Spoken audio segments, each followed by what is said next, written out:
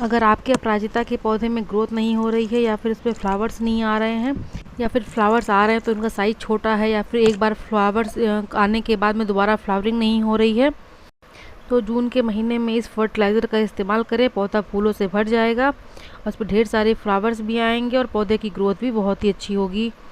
Friends, किसी भी पौधे में फ्लावरिंग के लिए सबसे ज़्यादा जिम्मेदार होता है धूप, पानी और मिट्टी हमने किस तरह की बनाई है।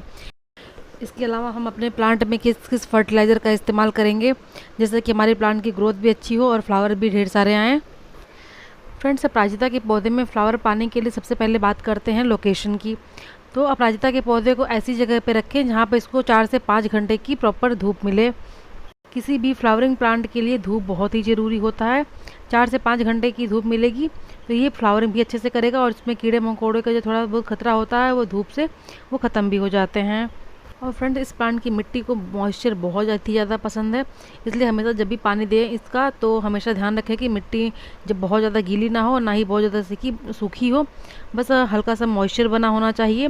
और जब भी इस प्लांट के लिए हम मिट्टी तैयार करें तो कम से कम 50% काऊ डंग कंपोस्ट या फिर वर्मी कंपोस्ट का इस्तेमाल ज़रूर करें, क्योंकि इनमें नाइट्रोजन की मात्रा बहुत ही ज़्यादा होती है और इस प्लांट को फ्लावरिंग करने के लिए नाइट्रोजन की काफ़ी ज़रूरत होती है। अपराजिता के प्लांट्स को हम सीड से भी ग्रो कर सकते हैं। इसमें इस तरह की फलियां लगती हैं जिसके सुखा के हम इसके जो बीज हैं उसको निकाल लेंगे और उसे किसी भी वेल ड्रेन सॉइल में लगा देंगे तो ये अपराजिता का प्लांट बहुत ही अच्छे से ग्रो हो जाएगा। अपराजिता के प्लांट को हम कटिंग से भी ग्रो कर सकते हैं। फ्रेंड्स, अपराजिता के जो फ्लावर्स होते हैं वो कई सारे कलर्स में आते हैं, ब्लू, वाइट, पिंक। और वास्तु के हिसाब से भी इस प्लांट को अपने घर में रखेंगे तो ये आपके लिए बहुत ही फ़ायदेमंद साबित होगा। अपराजिता के प्लांट्स को जब भी हम लगाएं तो कम से कम 12 इंची का गमला या 14 इंची का गमला लेना चाहिए, क्योंकि इसकी ये प्लांट काफ़ी बड़ा हो जाता है। और अगर आपका प्लांट 2 या 3 साल पुराना है और फिर उसके बाद भी उसमें ग्रोथ नहीं हो रही है या फ्लावर्स नहीं आ रहे होते हैं तो एक बार आपने गमले को ज़रूर चेक कर लें, क्योंकि कई बार होता है कि प्लांट रूट बाउंड हो जाता है जिसकी वजह से भी हमारे प्लांट्स में ग्रोथ नहीं होती है। और बरसात का मौसम काफ़ी अच्छा होता है किसी भी प्लांट को रिपोर्ट करने के लिए। अगर आपके प्लांट में ऐसी कोई समस्या है तो तुरंत इस प्लांट को रिपोर्ट कर लीजिए। प्लांट को रिपोर्ट करते टाइम थोड़ी सी हम उसकी रूट को जो है वो प्रून भी कर सकते हैं। उसके बाद हम किसी प्लांट में बड़े प्लांटर में इसको हम रिपोर्ट कर देंगे। फ्रेंड्स, अपराजिता का प्लांट और बेलनुमा होता है तो इसके सपोर्ट के लिए हम किसी लकड़ी की रॉड को भी हम इस्तेमाल कर सकते हैं जिससे कि बेल ऊपर चढ़ती जाएगी। एक बात का हमेशा ध्यान रखें, किसी भी फूल या फल के पौधे में अगर फूल आते हैं तो वो हमेशा नई शाखाओं पर ही आते हैं, इसलिए हमें अपने प्लांट की थोड़ी थोड़ी प्रूनिंग करते रहना चाहिए। इससे होगा ये कि नई नई ब्रांचेज आएंगी और हमारे जो फ्लावर्स हैं वो भी ढेर सारे खिलेंगे हमारे प्लांट पर। अगर हमारा प्लांट काफ़ी पुराना है तो हम हार्ड प्रूनिंग भी कर सकते हैं, लेकिन अगर हमारा नया प्लांट है तो हम उसकी सॉफ्ट प्रूनिंग करेंगे। अपराजिता के प्लांट में ढेर सारी फलियां भी बनती हैं जिससे कि नए नए पौधे तैयार होते हैं। उसके बीज निकाल के फलियों में से हम ढेर सारे पौधे भी तैयार कर सकते हैं।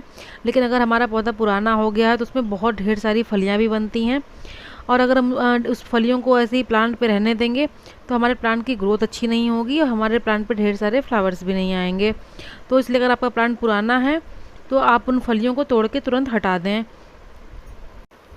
जो फलियां होती हैं वो प्लांट की ज़्यादातर एनर्जी को ले लेती हैं जिसकी वजह से हमारे प्लांट पर फ्लावरिंग नहीं होती है। प्लांट अपनी सारी एनर्जी उन फलियों को प्रोड्यूस करने में लगा देता है जिसकी वजह से हमारे प्लांट पर फ्लावरिंग नहीं होती है। इसलिए अगर आपके प्लांट पे बहुत ज़्यादा फलियां हो गई हैं तो उसे तुरंत रिमूव कर देना चाहिए। फ्रेंड, बात करते हैं फर्टिलाइज़र की, तो गर्मियों में आप इस प्लांट को वर्मी कंपोस्ट या काउडंग कंपोस्ट दे सकते हैं। चाय पत्ती की लिक्विड खाद या फिर अनियन पिल फर्टिलाइज़र का भी हम इस्तेमाल कर सकते हैं इस प्लांट पर फ्लावरिंग के लिए।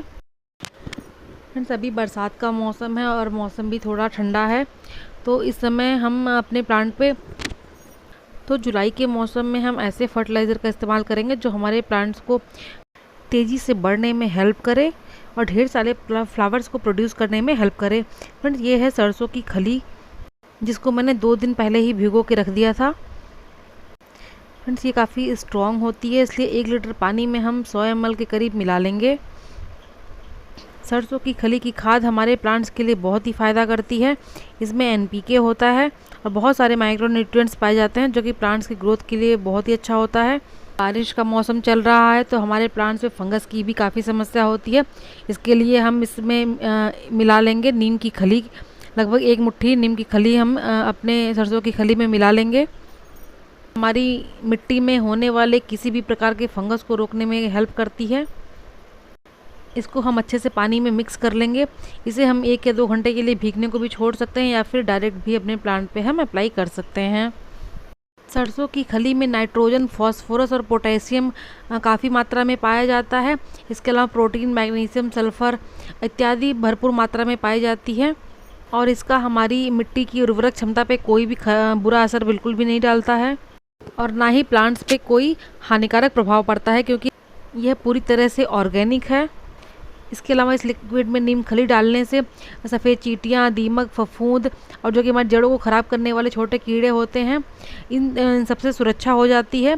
नीम की खली में लगभग 8-10% नीम के तेल के अंश होते हैं। नीम का तेल एक प्राकृतिक पेस्टिसाइड है जिससे कीड़े मकोड़े दूर भागते हैं और मिट्टी की उर्वरक क्षमता को भी ये बढ़ा देते हैं। इस फर्टिलाइज़र को हमें बार बार डालने की ज़रूरत नहीं है।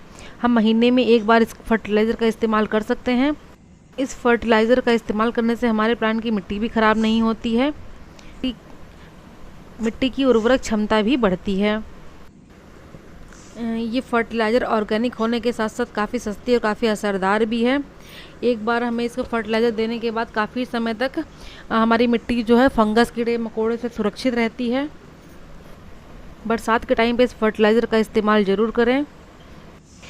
फ्रेंड्स, ये थी मेरी आज की वीडियो। आई होप आपको मेरी वीडियो अच्छी लगी होगी। वीडियो अच्छी लगी हो तो प्लीज़ मेरे चैनल को लाइक, शेयर एंड सब्सक्राइब जरूर करें। मिलते हैं अगली वीडियो में, तब तक के लिए हैप्पी गार्डनिंग।